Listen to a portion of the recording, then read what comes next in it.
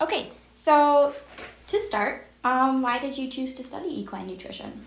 I had a lot of bad experiences myself. I feel like it's not really a sought after thing of knowledge of just like the common horse Okay. owner. So after learning a couple things about nutrition and how it really changes overall health of horses, it's a fascinating thing. Knowledge is definitely key, but it's been wonderful for not only my own herd, but it's been great to help educate other people in the horse community about nutrition and how they can really better tune in on their finances and the health of their horses. Okay. And then, can you explain the process of how horse feed is made, manufactured, and what kinds of ingredients go in there? Yeah, that's a really good question. You have your common grains, which would be corn, wheat, oats, of course. There's also other really great protein sources like alfalfa and soy. Even whey protein, not as commonly used, but that's definitely a high quality ingredient that's used a lot. You see a lot of different ingredients on the back of the tags. The guaranteed analysis is what is given to you or what you read on the back of a bag, and just how you determine if that's efficient for your horse says a lot. You'll have your amino acid breakdowns on there, like lysine, methionine, and threonine, which is all the building blocks of your protein. So if you see a 12-6, so a 12% protein or a 6% fat, that's going to be a good all-around feed. And then you just really kind of have to pay attention to the quality of ingredients that are going into the feed. That really says the difference between an economical option versus that premium. So how it's made is usually you want to find a horse, they call them horse safe facilities. So that means they do not make any type of a cattle feed or any type of other feed in general. Horses can die if they have, the antibiotic for cattle, and I just had it on my, Ionophore, sorry. Okay. Ionophore free facility is what it's called. And that's an antibiotic for cattle that's commonly used in cattle feeds. And if a horse even gets, I think, a dime size of a serving, they can die. Wow. So it's very, that's a big safety precaution that they take into consideration. That's a big marketing thing. If you get it from a grain elevator like us, we'll put oats and grain, and maybe we'll buy a cheap pellet to kind of offer a vitamin mineral. And that's a pretty basic option that a lot of people might see, but you do need a pelletized dye to be able to make the pelleted version, which are done from the big names. So a lot of that I didn't know. Yeah. So going back a little bit on the feed, so what are can you just list some of the vital nutrients that every horse needs, whether it's being fed grain or not? Yeah, so grain is a great source of, it can be a great source of protein for them. Their omega fatty acids are something that they can't usually get from hay and pasture alone. So a lot of times they need to have supplementations of different vitamins and minerals. So iron and copper horses usually have enough in their diet, but it's other things. So again, the protein, there's going to be protein in pasture and grass, but it's usually not quite enough. So what we fill in is, calcium, fiber is a great from your forage, of course. But fat wise, that's what we give. We supplement for horses as well. Diet balancers are very highly concentrated feeds that can be fed in very small amounts, almost like a supplement. And that is kind of filling in the nutritional gaps of what's missing from pasture and hay. But other people also use performance feeds, which are, more energy, more filling for them because they need that caloric intake to keep up with their activity, exercise levels. But a lot of times horses, they can naturally synthesize vitamin B in their bodies themselves. So that's not something that like needs extra additional supplementation. It can, but a lot of horses don't really benefit from that. That's a very common supplement that you find in the feed store. But you know, it's things like that that are kind of helpful for horse owners to learn. You know, that's hoof health and coat health. That's what vitamin B and B vitamins kind of are benefit. So, yeah. Perfect. So what kinds of horses like need grain? Because I understand that some horses are just fine just eating hay. So I mean, yeah. Does it depend on if your horse is being worked or the age of a horse? Yeah, those are all really important factors. Young horses are a big kind of overlooked point as well. The first 5 years of their life, it's crucial that they get the appropriate copper and phosphorus like ratios, because that's very important for bone development. And sometimes people don't quite understand that sets that foundation for the horses later on in life. And if they have not great nutrition during those crucial times, they can really have some further developments down the road that are not ideal, that could have potentially been avoided with proper nutrition. So again, growing horses really benefit from a good high quality feed. You know, in the beginning, they need the extra calories. Their body's growing. It's using a lot of energy to make this big horse. So a little bit more of a concentrate is good for them. But, you know, when they get to 2 years old, you can go to a diet balance or feed less. You're just giving them, you're filling in all those nutrition gaps. Mm-hmm. Performance horses do really well with the added calories. We measure like energy in kcals. So it's kind of knowing that ratio and what your horse requires to be able to, one, just be a horse, and then what it requires with additional exercise, or very valuable, very kind of deep dive into what's a good feed for them. And then there's also metabolic issues that horses run into. Some horses can't eat hay or are very highly sensitive to sugar and starch, which can tend to be pretty high in hays. They could benefit from a complete feed that's balanced in its forage that's mixed into it.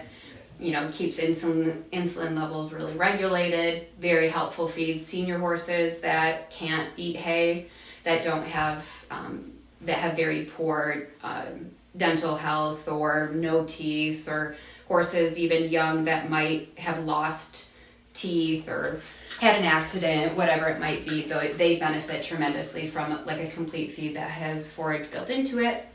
And then there's also very fat horses that do fine off hay, but again, if that hay or pasture is pretty high in sugar and starches, then you can kind of balance it and ration it a little bit more with those diet balancers. Okay. That's great. So this next question is kind of more on a personal level. So my horse is so lazy, and he's 4. Mm-hmm. What kind of feed to like boost his energy? Because he's not naughty or anything. I just sometimes feel like he's just tired. Yeah. So that's a good question. Some horses are just have that demeanor with them where they're just laid back and super cool. My concerns would be, you know, if he doesn't have the stamina to be able to keep up with your exercise, then we're looking at needing an additional energy source, which is, there's a lot of options out there. It's also hard to kind of be like, all right, well, I want to get, you know, a little bit more sugar and starch. The body needs to heat up hotter to be able to burn that off. So you could, so that's why they say, oh, you know, my horse is hot on like a high NSC diet, which is what like race horses get because they need that energy. You know, laziness is one thing, but also not having enough of an energy source is another. He's a big guy, so you could look at doing an additional fat supplement if you needed, but that's a cool energy source. Fat is a cool energy, so their body doesn't need to heat up as hot to be able to metabolize that. But I would maybe even look at just doing like a protein supplement, which really helps with muscle development, lactic acid buildup, and just overall like recovery. And maybe it will just make him feel a little bit better during this workout that you're doing, and maybe he can kind of perform that much better for you.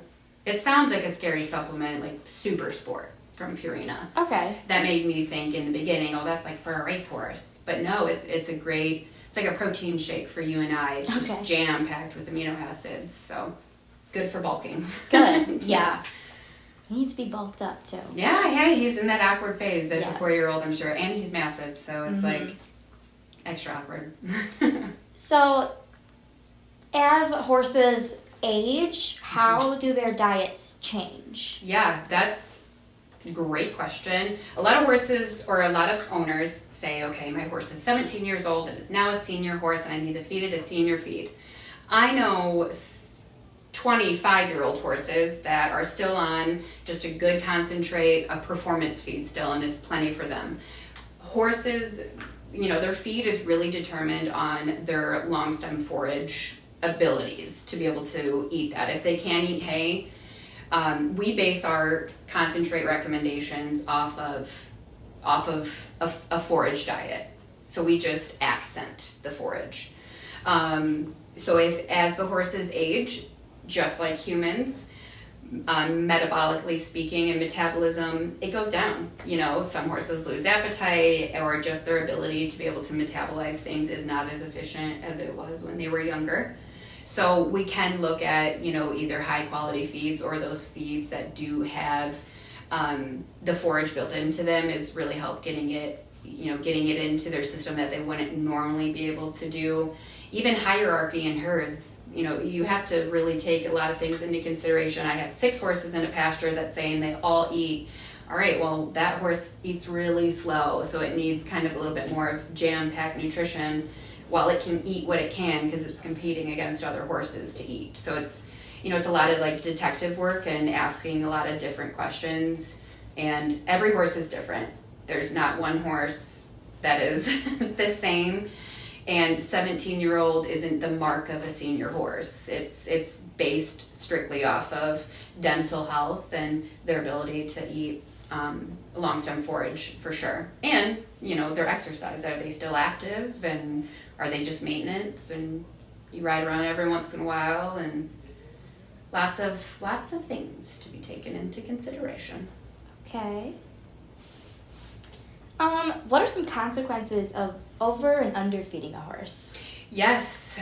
So overfeeding, they can get very many issues, such as I'm not saying that being overweight Cushing's, but some horses are born genetically with PSSM or HYPP, which are muscular disorders.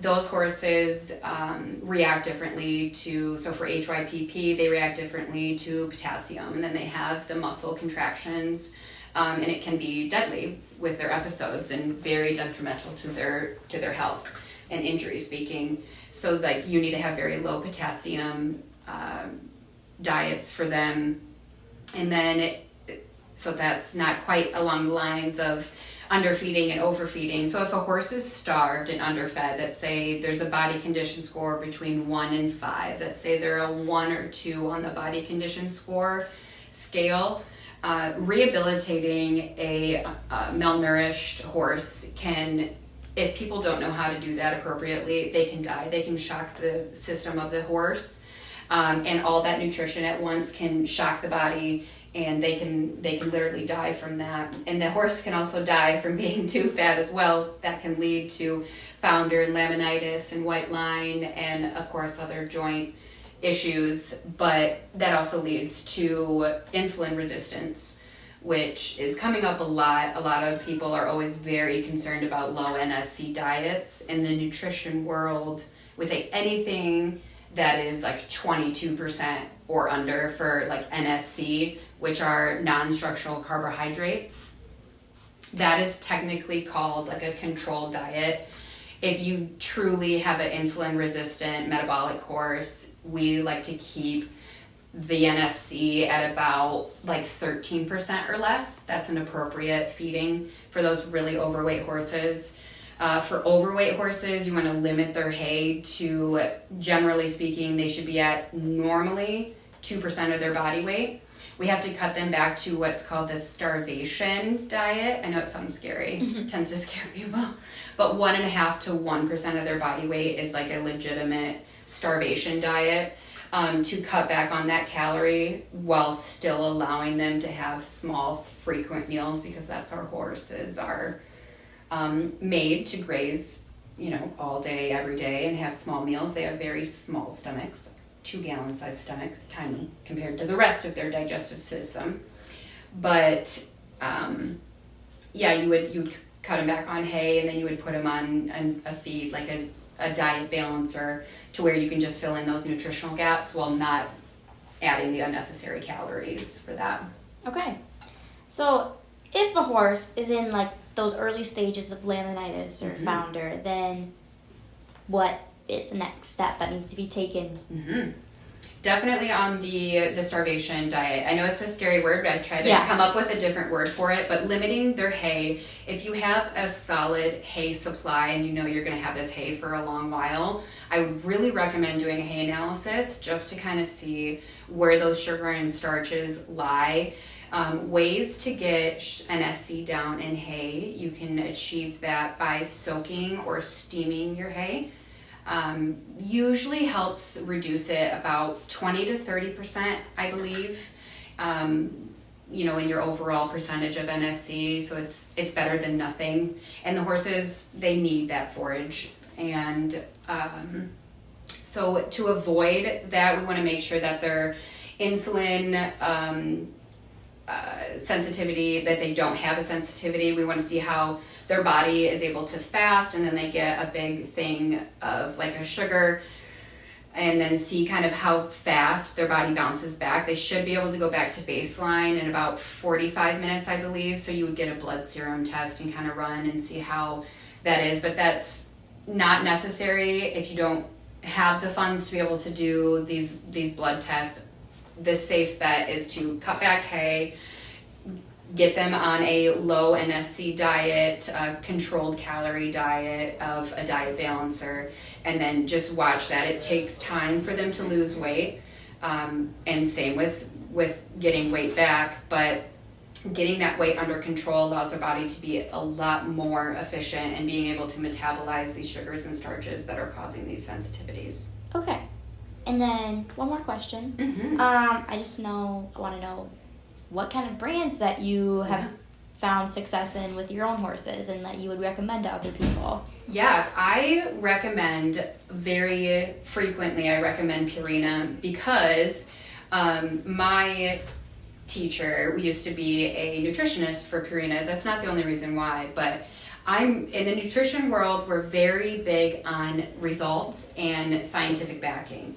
So people can make a lot of claims in the livestock or, hobby farm and feed. There's not much regulation, believe it or not, with supplements and different feeds. Like there's some rules, but people can also claim some things that aren't necessarily true. So there's, especially with supplements, there are some agencies out there that, if you have a seal or a backing, they do help with regulations.